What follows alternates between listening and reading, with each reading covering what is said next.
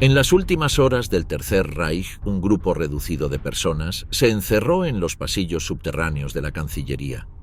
Algunos eran altos mandos, otros secretarias, cocineros, escoltas, técnicos de radio, asistentes y niños. Ninguno sabía con certeza si saldría con vida. Durante décadas, solo unos pocos se atrevieron a contar lo que ocurrió bajo tierra. La mayoría guardó silencio, por miedo, por vergüenza o por decisión propia. Pero con el paso del tiempo, nuevos testimonios fueron apareciendo, fragmentos aislados que, al reunirse, mostraban una imagen más precisa de cómo se vivió y se aceptó el colapso del régimen. A continuación, se escucharán sus palabras, en primera persona, sin filtro, sin maquillaje. Así vivieron los últimos días junto a Hitler, así recuerdan el encierro, el miedo, las órdenes, las muertes y el silencio. Después de la muerte de Hitler y la caída del búnker, algunos sobrevivientes fueron capturados y llevados a campos soviéticos. Muchos de ellos eran empleados, secretarias o ayudantes de cocina que nunca habían estado al frente de las decisiones, pero que habían convivido con el círculo más cercano al dictador hasta sus últimos momentos. Elisabeth Kalhammer fue una de ellas. Yo era la encargada de la lavandería y parte de la limpieza. No tenía ningún puesto importante, pero estaba ahí. Recuerdo que el ambiente era frío, húmedo, y todo sonaba hueco. Había un silencio raro, como si todos supieran que el final estaba cerca. A veces cruzábamos miradas con las demás, pero nadie hablaba. El miedo no nos dejaba. Kalhammer dijo que no veía a Hitler todos los días, pero cuando lo hacía, notaba en él un cambio progresivo. Al principio lo veíamos caminar, saludar, aunque fuera con la cabeza, pero en los últimos días ya no salía. Se quedaba en su habitación. Una vez vi cómo su secretaria salía llorando. Algo grave estaba pasando, pero nadie decía nada. A medida que pasaban los días, el ambiente se volvía más tenso. Las explosiones se escuchaban más cerca. Las paredes temblaban. Muchos sabían que no había escapatoria. Nos pidieron quemar documentos, tirar cosas por las cloacas, romper máquinas de escribir. Hacíamos lo que nos decían, no preguntábamos. Yo me acuerdo de haber tirado carpetas sin leer lo que decían. Solo agarrábamos lo que nos daban. A pesar de que eran personal de apoyo, muchos notaban los cambios en los jefes. Las caras estaban más pálidas, el paso más apurado. Nadie dormía bien. Una noche, sentí que algo muy grave iba a pasar. Eva Braun me saludó con una sonrisa que no tenía fuerza. Me pareció raro, porque nunca me hablaba. Era como una despedida. Kalhammer sobrevivió y años después compartió su historia. Durante mucho tiempo guardó silencio. Pero cuando se decidió a hablar, dijo que era su forma de cerrar lo vivido. Lo que más me marcó fue el olor, un olor entre humedad, pólvora y miedo. Nunca lo olvidé. Me quedó pegado en la ropa, en las manos, en la memoria. Otra que estuvo en el búnker fue Constanza Mansiarli. Ella era nutricionista personal de Hitler. Su función principal era preparar las comidas que él requería, siempre bajo reglas estrictas. Yo cocinaba bajo supervisión. Todo debía ser probado antes. Había mucha desconfianza. Incluso el agua que se usaba para hervir tenía que ser filtrada 2 veces. En los últimos días, él casi no comía. Solo aceptaba puré, sopa clara, pan duro. Mansiarli estaba entre las pocas personas que aún tenían contacto directo con Hitler. Lo veía de cerca, le entregaba los platos, notaba sus gestos. Sus manos temblaban, a veces se le caía el cubierto, pero no decía nada. Solo comía en silencio mirando al suelo. Había dejado de hablar de la guerra, ya no preguntaba por partes militares. Una noche, le pidieron preparar una comida para 6 personas. Nadie explicó el motivo. Ella cumplió la orden. Era una cena extraña. Todo se sirvió en silencio. Había vino, pero nadie bebía. Solo Eva Braun intentó sonreír. Los demás apenas hablaban. Esa fue la última cena del círculo más cercano. Mansiarli no fue invitada. Solo dejó los platos en la antesala. Dijo que sintió que todo estaba terminando. Después de eso empezaron las despedidas. Una secretaria me abrazó y me dijo que corriera si tenía oportunidad. Yo no entendía nada, solo veía gente empacando cosas pequeñas. Algunos lloraban, otros escribían cartas. Constanza intentó huir del búnker por los túneles. Fue vista por última vez en las calles cercanas. Su destino final es incierto. Se presume que murió en la huida o fue ejecutada. Uno de los testimonios más detallados es el de Rochus Misch, operador de teléfonos en el búnker. Era joven, había servido como escolta y luego fue asignado a comunicaciones. Yo estaba al teléfono casi todo el día. A veces conectaba llamadas entre oficinas del mismo búnker, otras veces con comandantes afuera. Pero en los últimos días ya nadie contestaba. Era como hablar con fantasmas. Misch fue testigo de cómo la estructura del búnker se iba desmoronando por dentro. Los ánimos bajaban. La esperanza desaparecía. Hitler pasaba por mi lado y no me miraba. Ya no saludaba. Caminaba lento. Su rostro era gris. Lo único que decía era que no quería caer vivo. Esa palabra, vivo. La repetía todo el tiempo. Contó que los superiores empezaron a dar órdenes contradictorias. Algunos decían que había que resistir. Otros que había que salir. Nadie confiaba en nadie. Una noche me dijeron que preparara una llamada con el exterior. Nadie contestó. Otra vez me ordenaron que desconectara todo. Lo hice. Después me encerré en la sala de cables. No quería oír más. Misch fue uno de los últimos en escapar por los túneles, cayó prisionero de los soviéticos, pasó años preso. Al salir, escribió sus memorias y dio entrevistas. Yo no disparé, yo no maté, solo conectaba cables. Pero estuve ahí, vi todo. Escuché cómo se derrumbaba el mundo, una línea de teléfono a la vez. Else Kruger también vivió esos días desde adentro. Ella era secretaria de Martin Bormann, uno de los hombres más cercanos a Hitler. A diferencia de otras, tenía acceso a las decisiones que se tomaban en las últimas horas. Bormann entraba y salía con papeles, leía cosas en voz baja. Me pedía que anotara, pero ya no había orden, solo desesperación. Lo peor fue cuando me hizo destruir documentos. Dijo que nada debía quedar. Kruger vio cómo se preparaban los testamentos finales. Estuvo presente cuando se firmaron los últimos papeles. Notó que los sellos se usaban con prisa. Hitler me dictó partes enteras. Me miraba, pero no me veía. Hablaba como si estuviera solo. Me pedía precisión, revisaba cada línea, aunque ya no importara nada. Contó que en el búnker había reglas no escritas. Nadie debía hablar más de la cuenta, nadie debía llorar en voz alta, nadie debía entrar a ciertas habitaciones sin ser llamado. Eva Braun cruzaba el pasillo como una sombra, sonreía sin motivo. Una vez me dio una cajita con perfume. Me dijo que era para que me acordara de ella. No supe qué decir. Me pareció una despedida, pero no pregunté. Kruger sobrevivió a la guerra. Fue detenida por los británicos. Nunca fue condenada. Vivió en silencio el resto de su vida, sin aparecer en público. Solo una vez dio una entrevista breve en la que dijo: «Yo vi morir al poder y no hice nada. Solo tecleé, solo anoté, solo firmé». Después del disparo, Traudl Junge no entró a la habitación. Se quedó quieta, mirando el suelo. Una de las asistentes le tomó el brazo y la llevó lejos del pasillo principal. Allí, en una sala estrecha, esperaron sin hablar durante casi una hora. Alguien vino y dijo que ya estaba hecho.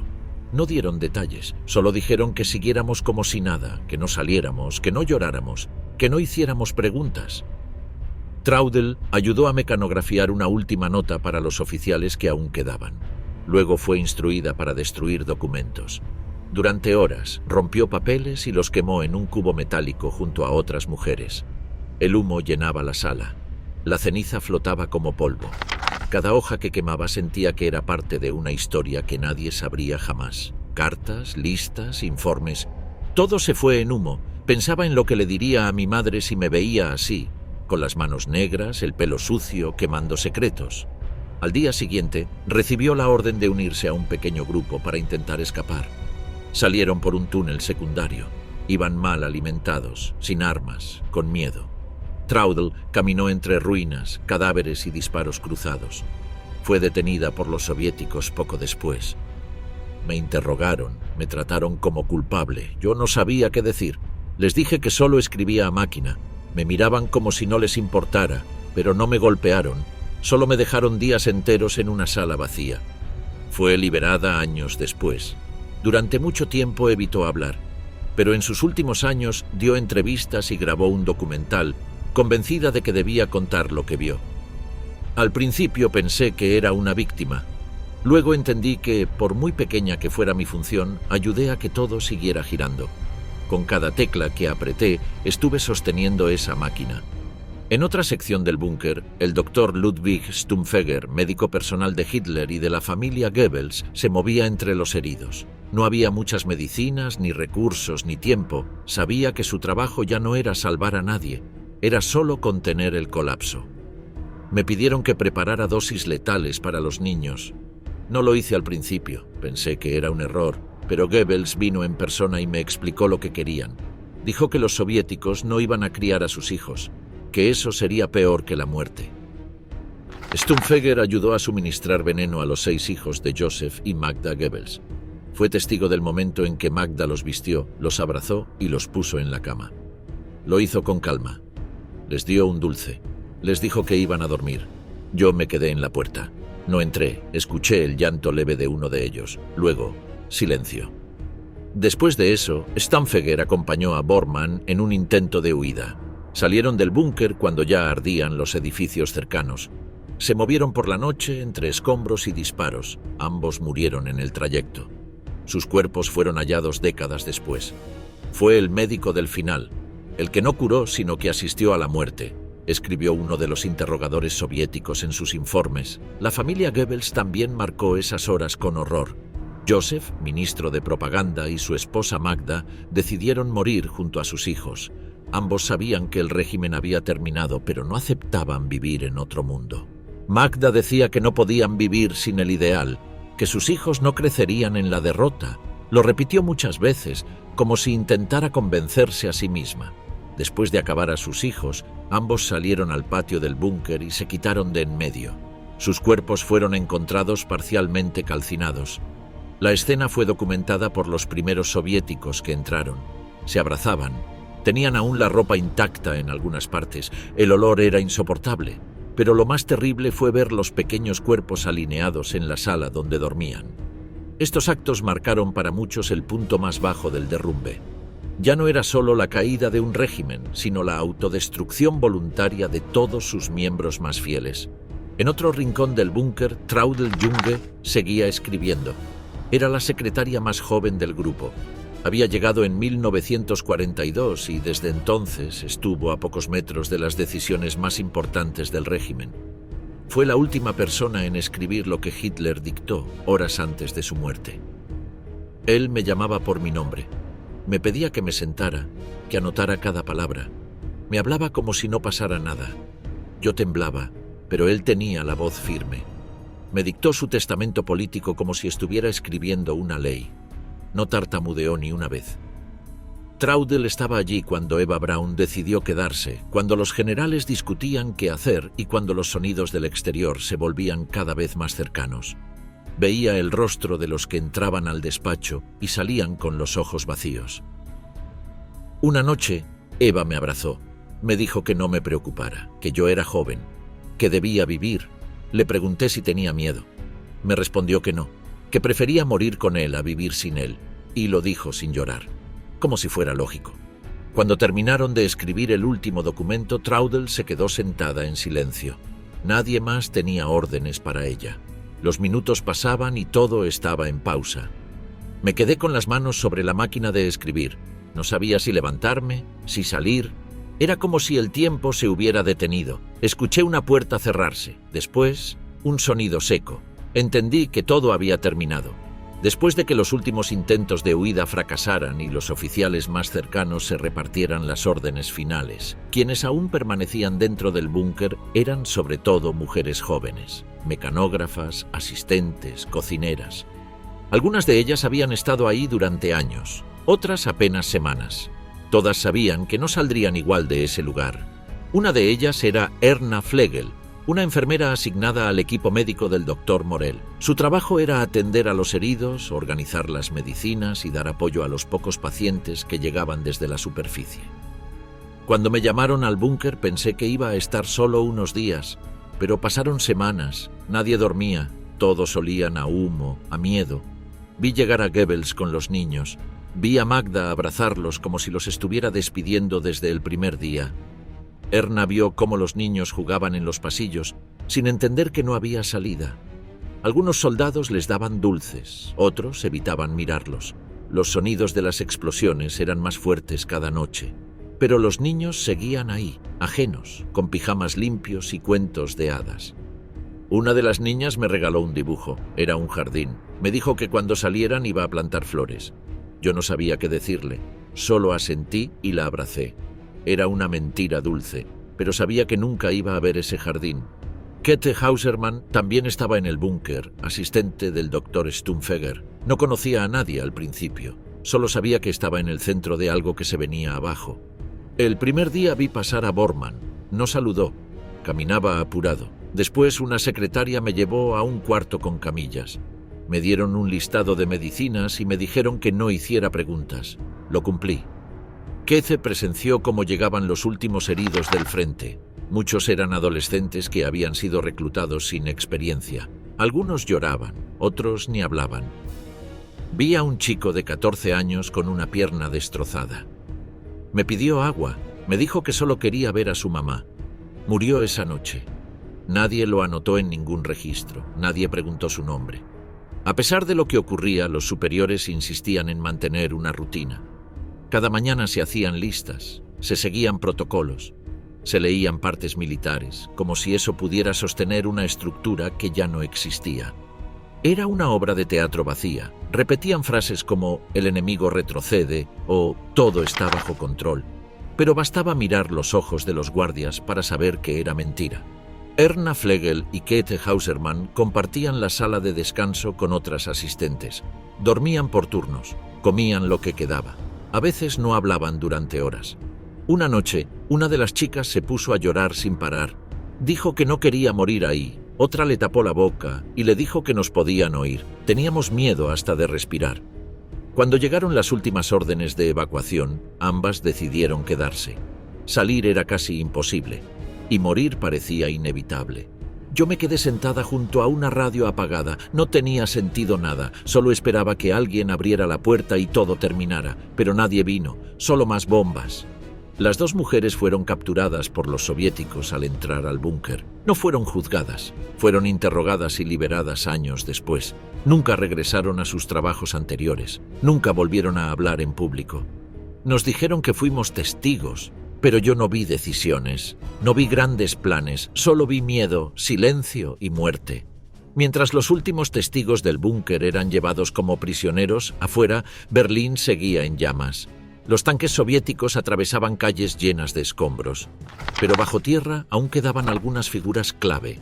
Entre ellas Hans Baur, el piloto personal de Hitler, y Wilhelm Mohnke, uno de los encargados de la defensa final.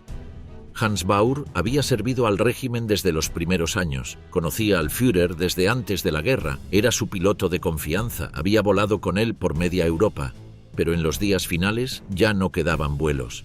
Me dijo que no pensaba irse en avión, que no quería terminar como Mussolini, colgado en una plaza. Me miró y dijo, «Usted no volará más conmigo», y lo dijo como si ya se hubiera ido. Baur fue uno de los pocos que seguía esperando una salida aérea hasta el final. Incluso con el cielo cerrado y las pistas destruidas, seguía preguntando por una oportunidad. Sabía que no era posible. Pero me aferraba a la idea de que podíamos salir volando, que había una pista secreta, que aún quedaba un avión oculto en algún sitio, pero no quedaba nada. Fue herido al intentar salir del búnker con un grupo de oficiales. Lo capturaron los soviéticos, le amputaron una pierna sin anestesia. Sobrevivió.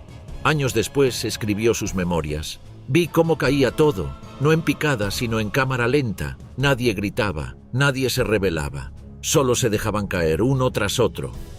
Wilhelm Mohnke era un general de las SS. Había sido puesto al mando de la defensa del centro de Berlín. Su orden era mantener el control hasta el último momento, pero ya no había control, solo grupos dispersos, mal armados y con órdenes contradictorias. Yo sabía que estábamos perdidos, pero no podía decirlo en voz alta. Si alguien lo escuchaba, me arrestaban, así que seguí repitiendo que íbamos a resistir, aunque ya nadie me creía. Mohnke vivía en el búnker junto al resto del personal de seguridad. Dormía pocas horas. Caminaba por los pasillos con mapas en la mano. Fingía que había un plan. Me pedían decisiones, pero ya no había opciones. El enemigo estaba en cada calle. Las municiones se acababan, las radios no respondían. Era como un barco hundiéndose sin timón. Fue uno de los últimos en salir del búnker. Se entregó a las tropas soviéticas con un pequeño grupo. Fue interrogado, encarcelado, liberado décadas más tarde. No me dispararon, no me insultaron, solo me miraron como si ya no valiera nada, como si fuera una pieza vieja de un ajedrez que se olvidó. Con él terminó también el intento de defensa armada. Los demás grupos, dispersos en túneles, subterráneos y pasajes, fueron cayendo uno a uno. Algunos intentaron quitarse de en medio. Otros simplemente se entregaron. Afuera la ciudad ardía. Adentro el aire se volvía espeso, las paredes goteaban por la humedad, los cuerpos que quedaban empezaban a hincharse. Los documentos ya eran ceniza, las voces ya no gritaban. Entre los últimos en ser descubiertos estaban los cocineros, los ayudantes de limpieza y los jóvenes mensajeros. Nadie los había mencionado en los partes oficiales. Pero allí estaban, escondidos en rincones oscuros, esperando que todo terminara. Uno de ellos, un adolescente llamado Peter Hogel, había servido como mensajero entre salas. Llevaba notas, comida y a veces solo caminaba por órdenes que nadie entendía. Fue capturado en un pasillo lateral, solo, cubierto de polvo y con los ojos abiertos como platos. Dije que no sabía nada, que solo era un chico. Me gritaron, me empujaron, pero no me mataron. Después me pusieron en una fila con otros. Yo era el más joven. Muchos de esos jóvenes no fueron interrogados, solo fueron apartados. El Ejército Rojo los consideraba parte del aparato, pero sin peso. Algunos fueron liberados, otros enviados a campos de trabajo. Casi todos desaparecieron de los registros.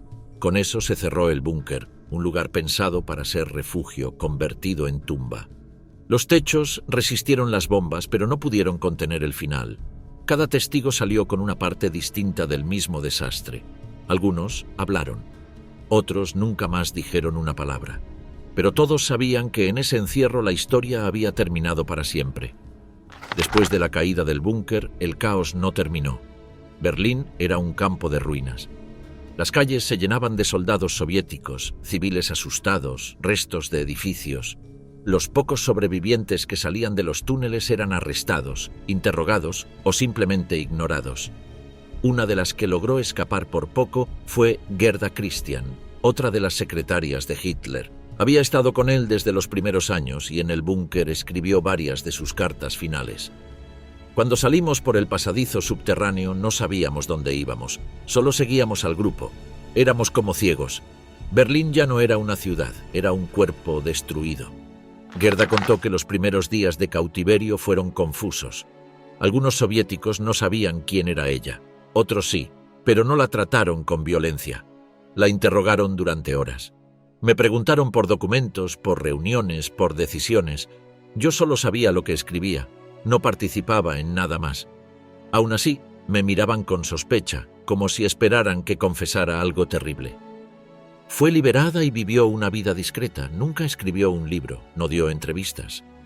Solo una amiga cercana relató que Gerda hablaba de los últimos días como de una pesadilla que no terminaba ni despierta.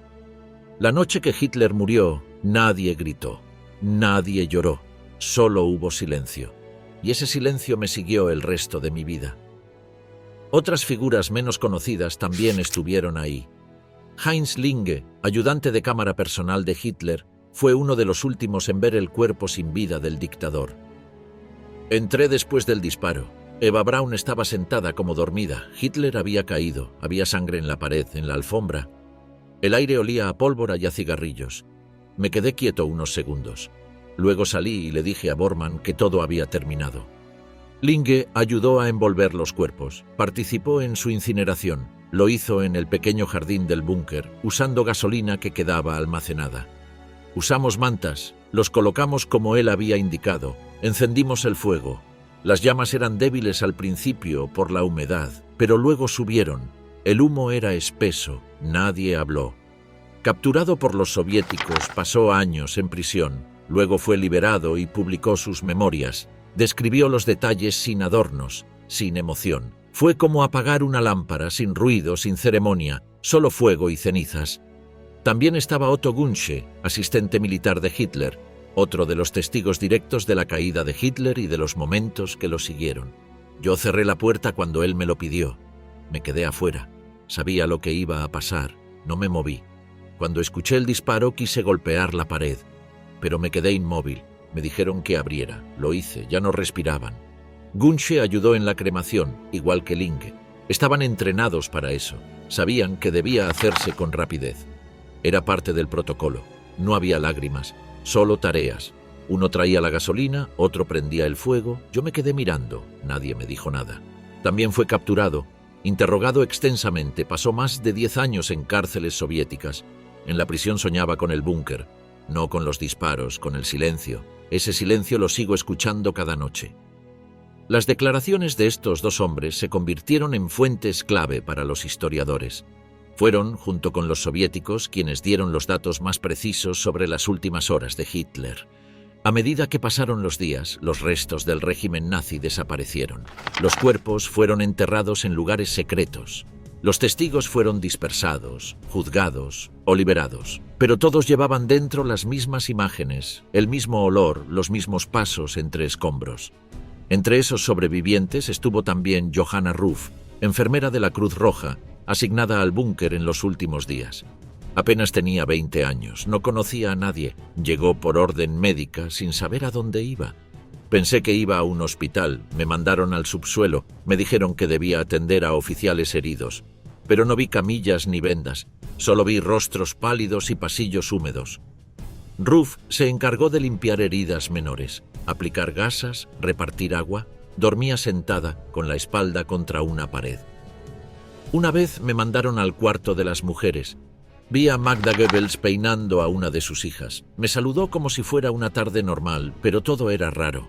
Afuera se escuchaban bombas, adentro solo murmullos. No sabía que estaba en el centro del poder. Nadie se lo explicó. Ella solo cumplía órdenes.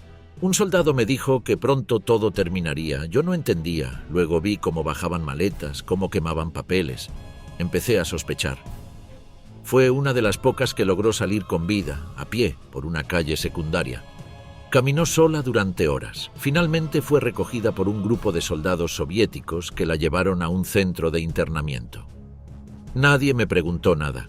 Solo me dieron sopa y una manta. Dormí 2 días seguidos. Cuando desperté pensé que había soñado todo. Los días posteriores al final en el búnker estuvieron marcados por el desconcierto. Nadie sabía con certeza quién había muerto, quién había escapado o quién estaba oculto.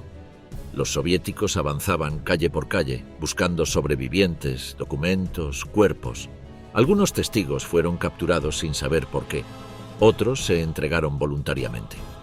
Cada uno llevaba su propia versión de los hechos. Una de las mujeres detenidas fue Liselot Chervinska, traductora asignada en los últimos días al área de comunicaciones del búnker.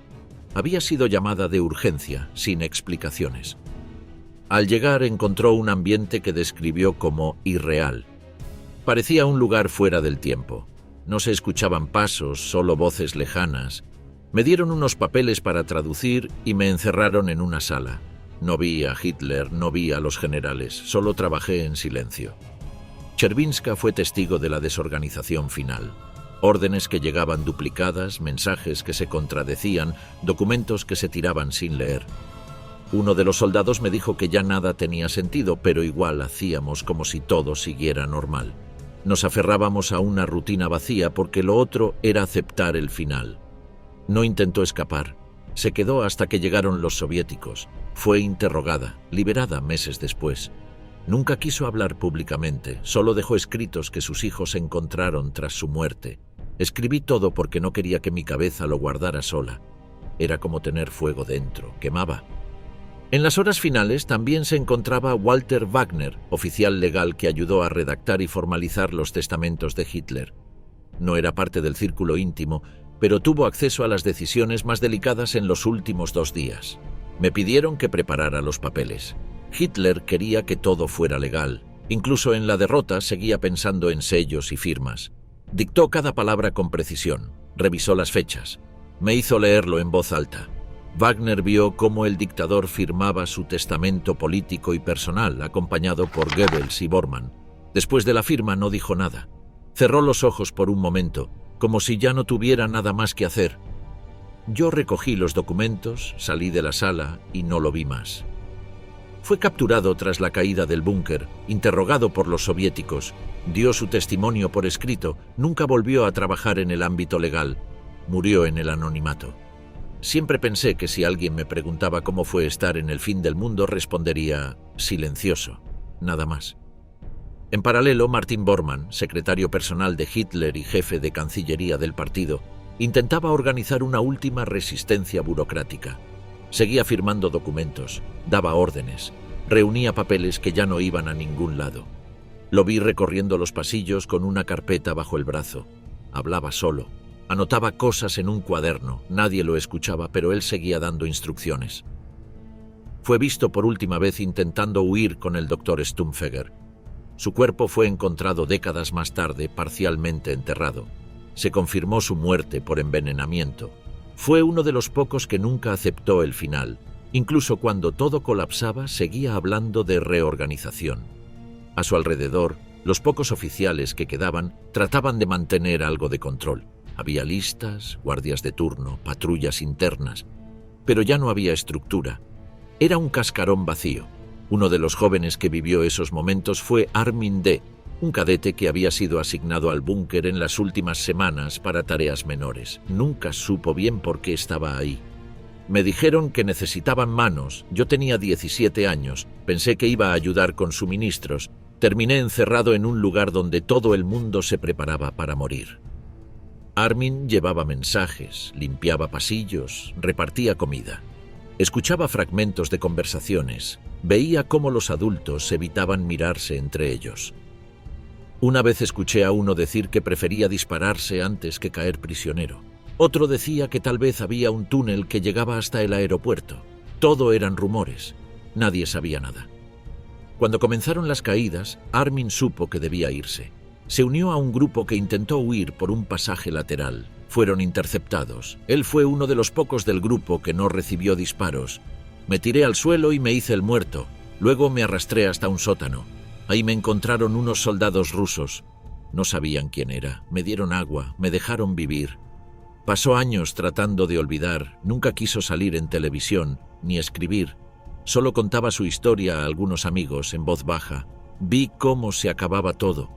Y lo peor es que nadie gritaba, nadie pedía ayuda, solo bajaban la cabeza, como si eso fuera lo que merecían.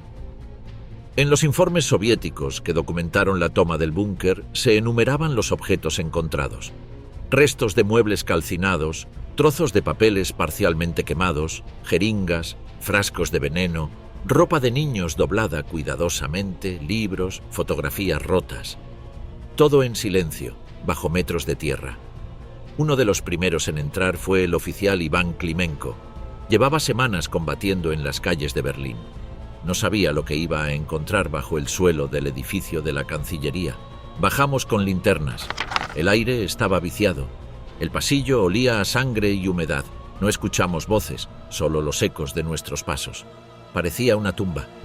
Klimenko y su grupo encontraron los restos del salón principal, la sala de comunicaciones, las oficinas y dormitorios. Todo revuelto, quemado, abandonado. Había ropa interior en el suelo, fotografías arrancadas, restos de comida podrida. Pero lo que más nos impactó fue encontrar juguetes, osos de peluche, zapatos pequeños. Estaban perfectamente alineados en una esquina. Según los informes, ese fue uno de los momentos que más afectó a los soldados. No entendían por qué había niños en ese lugar. Nos dijeron después que eran los hijos de un ministro, que los habían matado antes de escapar. No lo creímos, pero ahí estaban las pruebas. Klimenko escribió en sus notas que nunca había sentido tanto frío como en ese pasillo. No por la temperatura, sino por el ambiente. Dijo que era como si la muerte no se hubiera ido todavía. Yo había visto muchas cosas horribles en la guerra, pero nada como eso. No había sangre, no había gritos, solo cosas que parecían congeladas en el tiempo. Otro de los oficiales soviéticos, Mikhail Stepanov, fue asignado a custodiar el lugar durante las semanas siguientes. Su tarea era evitar saqueos, preservar lo que quedara de valor. Pasaba horas en la entrada del búnker. A veces bajaba con un compañero solo para ver si seguía igual. Y sí, todo seguía igual. Nadie tocaba nada. Nadie quería quedarse mucho rato ahí. Stepanov escribió en su diario que los soldados evitaban hablar del búnker. que incluso los más duros preferían patrullar otros sectores. Decían que ese lugar estaba maldito, que había sombras, ruidos. Yo no creo en esas cosas. Pero no me gustaba quedarme solo ahí abajo. Los soviéticos tomaron fotografías, recolectaron pruebas y sellaron varias zonas. Algunos documentos fueron enviados a Moscú, otros se perdieron. Muchos nunca fueron clasificados. Entre los papeles encontrados había cartas sin enviar, notas privadas de asistentes, instrucciones médicas, recetas de comida, inventarios. Nada de valor estratégico, solo fragmentos de rutina en medio del derrumbe. En una de las habitaciones se encontró una lista de horarios escrita a mano. Incluía la hora de despertar, comidas, reuniones, momentos de descanso. Estaba fechada pocos días antes del final. Era como si aún intentaran vivir con orden. Aunque el mundo ya se había acabado, escribió uno de los traductores que ayudó a revisar los documentos. Otro testigo indirecto de los hechos fue Karl Schneider, un soldado alemán capturado cerca del búnker. No había entrado, pero fue forzado por los soviéticos a identificar cuerpos y pertenencias. Me mostraban fotos, me decían nombres. Yo apenas reconocía algunos rostros. Muchos estaban desfigurados, otros eran solo huesos. Me preguntaron si había visto a Hitler. Dije que no, me golpearon, luego me dieron un cigarro. Schneider fue llevado a varias casas destruidas en las cercanías. Le pidieron señalar rutas de escape, túneles, entradas secundarias. No sabía nada. Yo era solo un soldado raso, estaba allí porque me ordenaron, pero en sus ojos yo era cómplice. Así que agachaba la cabeza y respondía lo que podía. Fue liberado un año después. Nunca volvió a hablar públicamente. Solo dejó una carta donde decía que lo más difícil no fue la guerra, sino lo que vino después. Las preguntas, las miradas, las noches sin sueño, eso fue peor que las bombas. En paralelo, mientras se procesaban los restos del régimen, los medios soviéticos publicaban versiones contradictorias sobre la muerte de Hitler. Algunos decían que había escapado, otros que lo habían capturado. La confusión duró meses. Eso provocó que los testimonios de los sobrevivientes cobraran aún más peso. Los interrogatorios se multiplicaron. Algunos fueron obligados a repetir sus historias una y otra vez. Querían que dijéramos lo que ellos esperaban oír. Si cambiabas una palabra eras sospechoso, relató uno de los ex asistentes del búnker en un documento interno años después. Mientras tanto, la estructura física del búnker fue parcialmente destruida. Algunas secciones fueron dinamitadas, otras selladas con concreto. Los restos quedaron bajo tierra, ocultos por décadas. Poco a poco, los nombres de los sobrevivientes se diluyeron en los archivos. Algunos murieron en el anonimato, otros reconstruyeron sus vidas lejos. Todos cargaban con el recuerdo de ese encierro. Años después, los investigadores comenzaron a rastrear los testimonios de los que estuvieron ahí. Algunos se habían negado a hablar durante décadas. Otros solo contaron lo que sabían en entrevistas aisladas, casi siempre al final de sus vidas. Una de esas voces fue la de Johanna Ruf, quien había sido apenas una enfermera en formación cuando fue enviada al búnker. Su testimonio fue recogido por un historiador alemán en los años 80. Durante años no dije nada, ni a mi familia, ni a mis hijos. Decía que había pasado la guerra en un hospital de campaña, pero cuando envejecí sentí que tenía que contar la verdad. Johanna no conocía a nadie en el búnker, ni a los altos mandos ni a las secretarias. Solo sabía que algo grave estaba pasando. Yo no entendía por qué había niños allí, por qué quemaban papeles, por qué la gente caminaba como sonámbula. Era como estar en un mundo donde todos sabían algo menos tú. Contó que pese al miedo, lo que más la impresionó fue la calma. Nadie lloraba, nadie gritaba, solo obedecían. Cuando llegaron los rusos me senté en el suelo y levanté las manos. Un soldado me miró y me ofreció agua. No me preguntó nada, solo me sacó de allí. Vivió muchos años más. Nunca quiso dinero ni fama por su testimonio. Solo pidió que la historia se supiera completa. Lo que vi no fue un final heroico, fue una caída lenta, y todos lo sabían. En paralelo, Traudl Junge también decidió hablar. Grabó un documental en el que relató su paso por el búnker, su trabajo como secretaria y los días finales. Dijo que al principio se creyó inocente, pero luego entendió su responsabilidad. Yo no maté a nadie, pero ayudé a que funcionara una máquina. Escribía lo que me dictaban, ordenaba papeles que no entendía, Y eso también es ser parte. Su voz, pausada y clara, se convirtió en una de las más citadas cuando se hablaba del final del Tercer Reich. Dijo que no buscaba perdón, solo verdad. Algunos quieren que digamos que no sabíamos nada, otros quieren que digamos que sabíamos todo. Yo digo lo que vi y lo que no quise ver. El documental fue emitido en varios países. Muchas personas que nunca habían oído hablar de ella la reconocieron por su sinceridad. Fue una de las pocas que asumió, sin excusas, el peso de haber estado allí. Vi a Hitler firmar su último papel. Vi a Eva Braun sonreír antes de morir. Vi a niños jugando con muñecos en medio de la guerra. No hay nada que pueda borrar eso. También Elisabeth Kalhammer, que había sido ayudante de cocina y limpieza, decidió hablar. En su vejez concedió entrevistas donde repetía siempre lo mismo, que el olor del búnker nunca se fue. Era un olor mezcla de sudor, humedad, humo y miedo. Lo llevaba pegado en la piel, y aunque me bañara siempre volvía en mis sueños. Ella no conocía a Hitler personalmente, solo lo veía de lejos, pero sabía que algo grande se venía abajo. Las órdenes llegaban en silencio, los gritos estaban prohibidos, los pasillos eran largos, y nadie se miraba a los ojos. Durante mucho tiempo pensó que su rol había sido insignificante. Luego entendió que incluso quienes limpiaban, cocinaban o traían café eran parte de la estructura. Tal vez no decidíamos nada, pero sosteníamos el lugar. Hacíamos que todo siguiera funcionando mientras se caía a pedazos. Cuando su testimonio se hizo público, muchos se sorprendieron por la lucidez de su relato. No usaba palabras difíciles, solo contaba lo que vio. Una vez tiré papeles a una caldera, no los leí, me dijeron que lo hiciera y lo hice. Tal vez ahí había vidas, historias, pruebas, nunca lo sabré. La suma de todos estos relatos formó un rompecabezas, no completo, pero sí suficiente para entender cómo fue la caída, no solo de un régimen, sino de todos los que lo rodeaban. Nadie gritó, nadie se rebeló, nadie escapó. Solo se encerraron y esperaron el final.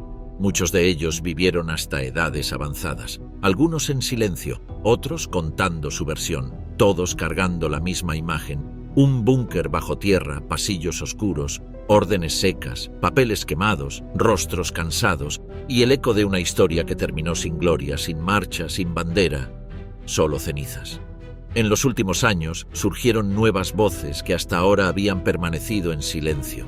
Testigos que, por miedo, lealtad o trauma, guardaron durante décadas los detalles de lo que vivieron en los días finales del régimen nazi. Estas declaraciones completan el rompecabezas. No cambian el núcleo, pero sí afinan la imagen.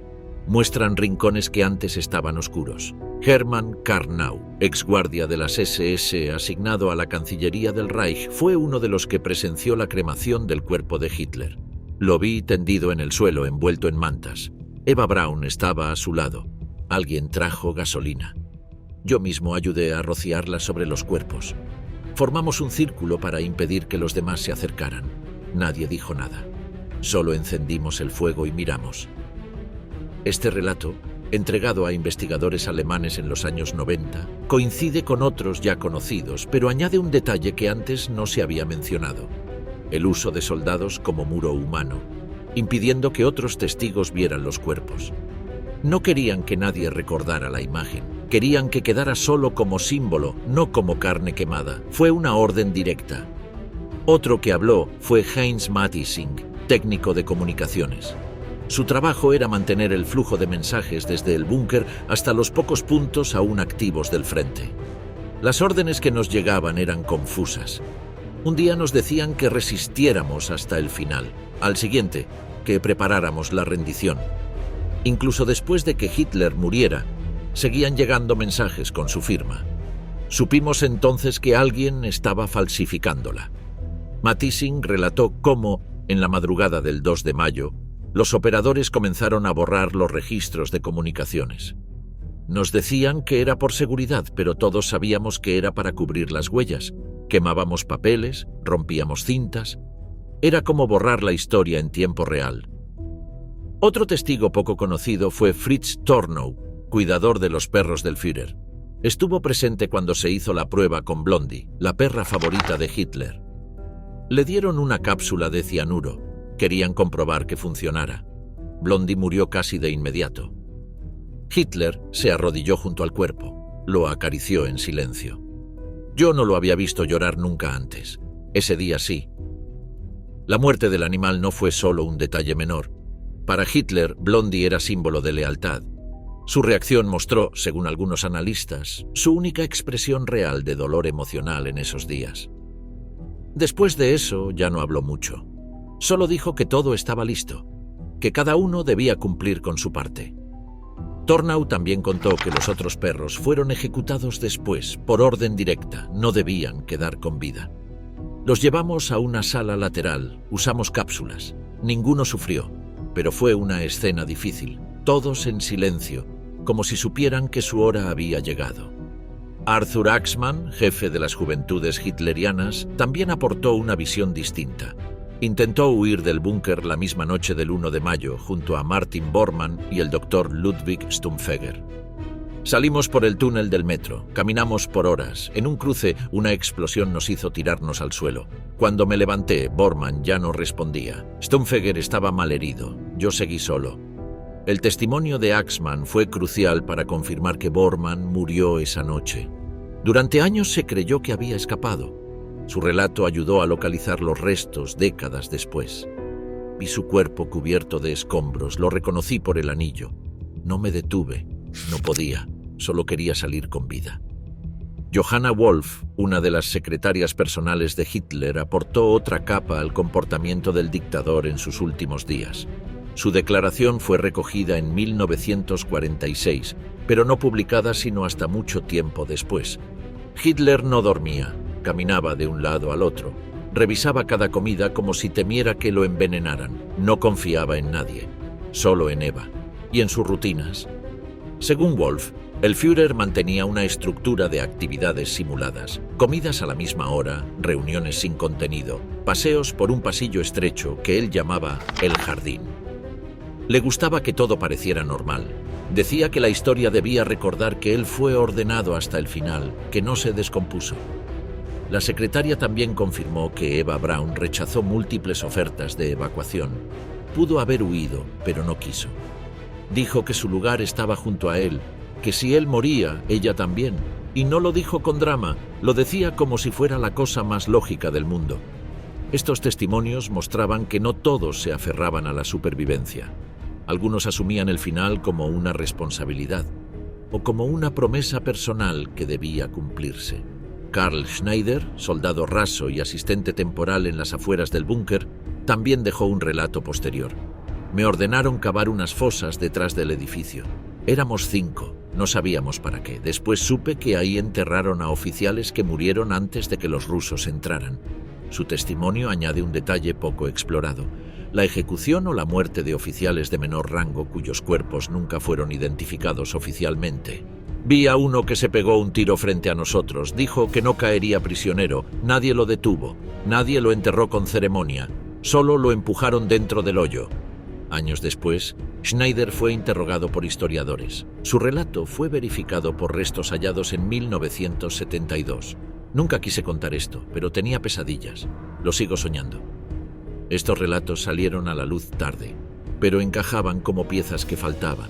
Eran voces de los márgenes, de los que no firmaban órdenes ni planificaban estrategias. Pero estaban ahí, vieron, escucharon, y lo que contaron completa los silencios de los documentos oficiales. Algunos relataron aspectos menores, como el estado de la comida o los comportamientos repetitivos del personal, pero en medio de esos detalles aparecían momentos que lo decían todo. Una de las asistentes de cocina, cuyo nombre se mantuvo anónimo por petición personal, relató que en los últimos días muchos soldados comían en silencio absoluto. No era por miedo, era por agotamiento. Ya no preguntaban qué había. Se sentaban, comían lo que les dábamos y se iban. A veces ni hablaban entre ellos, como si sus bocas ya no tuvieran sentido. También mencionó que, en los pasillos del búnker, se usaban altavoces para emitir mensajes con la voz de Hitler, incluso después de su muerte. Nos decían que era para mantener la moral, pero era extraño escucharlo decir que todo seguía cuando sabíamos que ya no estaba. Ese tipo de manipulaciones eran parte del colapso. Se construía una ficción dentro del encierro, como si con eso pudieran retrasar el final, como si fingir normalidad lo cambiara todo. En los testimonios finales aparecieron detalles que, aunque no modificaban lo ya conocido, sí le daban una textura más clara al ambiente del búnker. No solo era el lugar físico lo que se derrumbaba, sino también lo humano. Uno de los relatos más inesperados vino de un joven asistente de intendencia, llamado solo como P. Dubumara en los archivos. Su trabajo era distribuir ropa limpia y recoger la sucia. Dijo que en los últimos 3 días nadie pedía ropa nueva. Dejaron de cambiarse. Algunos se aferraban a sus uniformes como si fueran armaduras. Otros ni siquiera se los abrochaban. Se sentaban con el abrigo abierto, mirando al suelo. Yo sabía que algo andaba mal, pero no preguntaba. Relató que en la última noche, varios oficiales intentaron disfrazarse de civiles para escapar. Cortaron las insignias, se cambiaron de ropa con asistentes de cocina o choferes. Algunos lograron salir, otros número. Vi cómo un coronel se puso una chaqueta de mozo. Salió por una puerta lateral. Nunca volvió. Otro lo intentó y fue descubierto por sus propios compañeros. Lo mataron en el acto. Decían que era deserción. Estos episodios no habían sido mencionados por los altos mandos. Era parte del caos, del descontrol silencioso que se apoderaba de todos. También surgió un relato que hablaba de los últimos momentos en la sala de radio. Un operador llamado Helmut Fuchs describió cómo se mandaron mensajes con códigos falsos, solo para confundir al enemigo. Sabíamos que no servía de nada, pero lo hacíamos igual, era lo único que nos quedaba. Fingir que aún había un plan. Fuchs también contó que una de las últimas órdenes fue cortar toda conexión, apagarlo todo, terminar con las voces. Lo hice yo. Giré el interruptor. La radio quedó en silencio, y fue como si nos apagaran también a nosotros. En esos días finales, según varios testigos, la disciplina había desaparecido. Algunos lloraban en los pasillos, otros rezaban. Muchos bebían en silencio. El alcohol era uno de los últimos recursos para calmar el miedo. Un soldado llamado Gustav L., encargado de distribuir botellas de licor entre los oficiales, relató que en las últimas 24 horas entregó más alcohol que en las 3 semanas anteriores. Pedían vodka, brandy, lo que fuera, algunos lo tomaban solos, otros compartían entre susurros. Me decían que era para el frío, pero no hacía frío. Lo hacían para olvidar que el fin ya había llegado. Una mujer llamada Erna B., enfermera, dejó un relato breve pero contundente. Había sido asignada a cuidar a los hijos de Magda Goebbels. Recordó haber visto a Magda con una caja blanca en la mano. Entró al cuarto, cerró la puerta. Cuando salió, lloraba. No dijo nada, solo se sentó en el pasillo. Yo no podía entrar, solo escuché que uno de los niños dijo: «Mamá, no quiero dormir más». El documento no identificaba qué pasó después, pero ya era conocido por otras fuentes que Magda y su esposo envenenaron a sus 6 hijos. Este relato añadía una imagen íntima, mínima, que ponía el horror en una frase infantil. Todo lo que vi esos días me acompaña, pero esa frase, esa voz, es la que me despierta en las noches. Así, estas últimas voces cerraban una imagen más amplia de lo vivido. Desde los que quemaban documentos hasta los que apagaban radios. Desde los que ejecutaban perros hasta los que envenenaban a sus propios hijos. Todo ocurría en el mismo lugar, a la misma hora, bajo tierra, y todos en mayor o menor medida sabían que lo que hacían quedaría sepultado, que el mundo vería los restos, pero no los gestos, que la historia hablaría de fechas, no de frases como esa: «Mamá, no quiero dormir más». En los túneles del búnker no hubo proclamaciones, himnos ni discursos finales. Solo órdenes secas, silencios prolongados y despedidas sin palabras. Los testigos que estuvieron ahí no recordaron grandes frases ni gestos teatrales. Recordaron pasillos con olor a humedad, puertas cerradas, miradas perdidas y relojes que ya no importaban. Todos sabían que el final había llegado. Nadie lo decía, pero nadie lo dudaba. Durante los días que precedieron a la caída de Hitler y de Eva Braun, el ambiente dentro del búnker oscilaba entre la negación y la resignación. Las declaraciones coinciden en que se mantenían rutinas sin sentido, comidas servidas a la misma hora, paseos por pasillos angostos, reuniones sin contenido. Hitler dictaba cartas, revisaba mapas que ya no representaban nada y daba instrucciones que nadie ejecutaba. Eva Braun se vestía con cuidado. Algunos miembros del entorno mantenían un comportamiento mecánico. Otros se refugiaban en el alcohol o en una calma falsa. Nadie gritaba, nadie discutía, solo cumplían. Los testimonios mostraron que hasta los últimos días se mantenía una fachada de control. Heinz Matissing relató cómo seguían enviándose mensajes de radio con la firma de Hitler incluso después de su muerte. En paralelo, operadores destruían documentos, cintas, grabaciones. Se apagaban los rastros a la misma velocidad que se apagaban los frentes de batalla. Una última coreografía burocrática que trataba de cubrir lo inevitable. La muerte de Blondie, la perra de Hitler, fue un punto de quiebre para varios testigos. Fritz Tornow relató cómo fue usada para probar las cápsulas de cianuro. Hitler, por primera vez según varios relatos, mostró emoción visible. Se arrodilló, lloró, la acarició en silencio. Esa reacción fue una de las pocas muestras humanas citadas por sus cercanos. Tras ese episodio se encerró y habló menos. Ya no daba discursos, solo instrucciones breves. La decisión de Eva Braun de no abandonar el búnker fue otro dato que se repite. Johanna Wolf y otros asistentes confirmaron que tuvo opciones de salir. Se le ofreció transporte, rutas de escape. No quiso. Dijo que su lugar era junto a Hitler y lo cumplió. Su muerte, junto a la de él, no fue pública ni heroica. Ocurrió tras una puerta cerrada, sin testigos directos. Solo se encontraron los cuerpos, envueltos en mantas, rociados con gasolina, y se les prendió fuego. Hermann Karnau y otros soldados formaron un círculo para que nadie viera los restos. Se apagó la imagen, literalmente. Mientras tanto, otros se preparaban para desaparecer. Arthur Axmann intentó escapar por el túnel del metro. Vio morir a Bormann, vio caer a Stumpfegger, sobrevivió solo. Lo contó años después. Fue uno de los pocos que confirmó detalles sobre la salida, las rutas y los últimos movimientos fuera del búnker. En las horas siguientes, Goebbels envenenó a sus hijos. Los testimonios coinciden en que lo hizo con ayuda directa. Algunos recuerdan haber visto a Magda con una caja blanca. Una enfermera escuchó la frase de uno de los niños: «Mamá, no quiero dormir más». Después, el silencio. No hubo ritual, ni cartas, ni registro.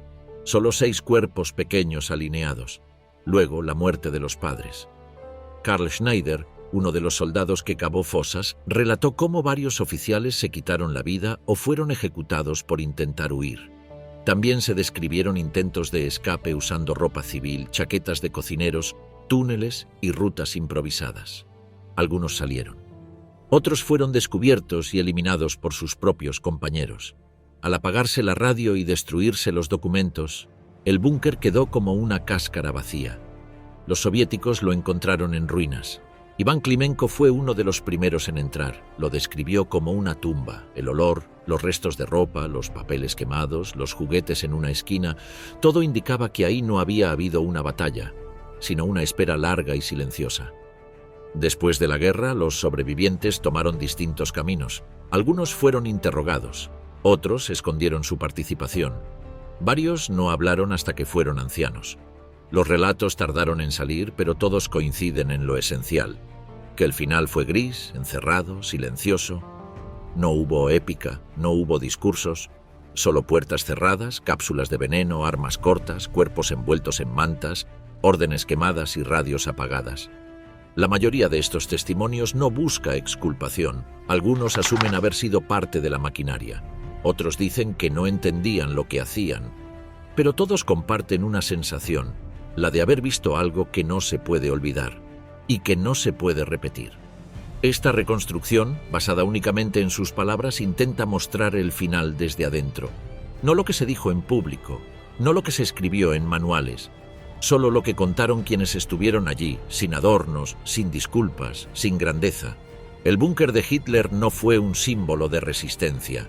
Fue un espacio donde se ejecutaron las últimas órdenes de un régimen colapsado, donde la rutina fue usada como refugio, donde el poder se redujo a dictar la hora exacta de la propia muerte, y donde los que quedaron, años después, solo pudieron decir lo que vieron, porque el silencio no los protegió, solo los hizo recordar más,